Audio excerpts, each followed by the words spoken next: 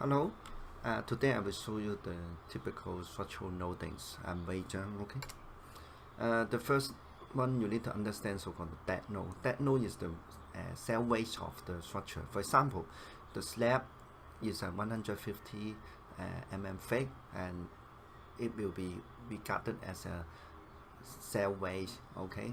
And then if we have a so-called permanent partition or the screening on the top, we also said this is a so-called dead node.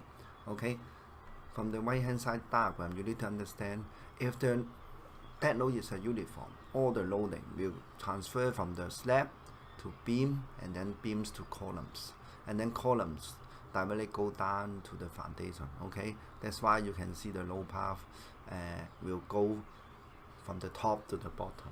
Okay, and then you will see that most likely we call the density of the concrete is about 24.5 kilonewton per meter cube, and the aluminum is 27, and the steel is much more heavy. We call it 77.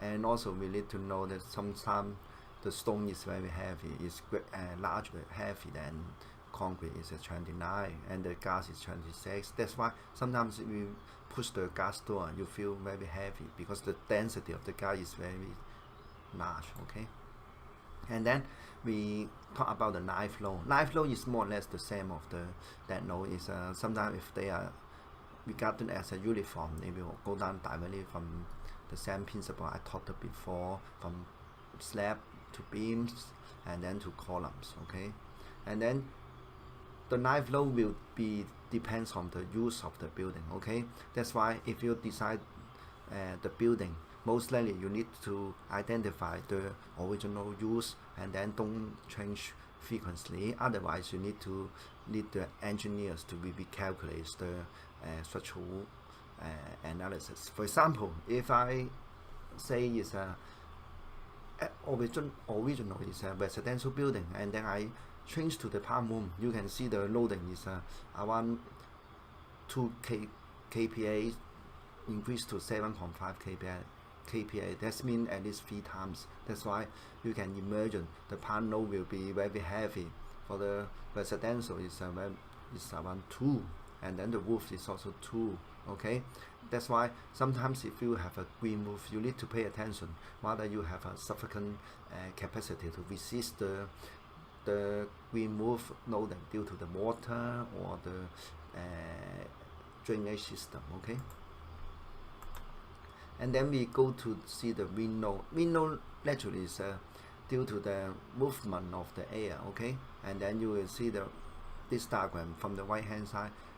The loading will be go down in here, and then just like a push and pull and go up for the left hand side. Okay, you can see if the wind is going to the pit, it will be much more larger. That's why you need to pay attention. If the building is on the top of the hillside, the wind load will be much more higher. You can see the wind profile. You can see this is much more higher.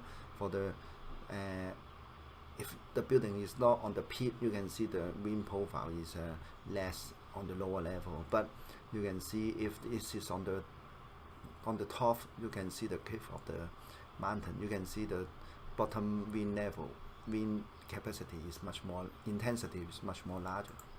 And then the last one is a so-called earthquake load.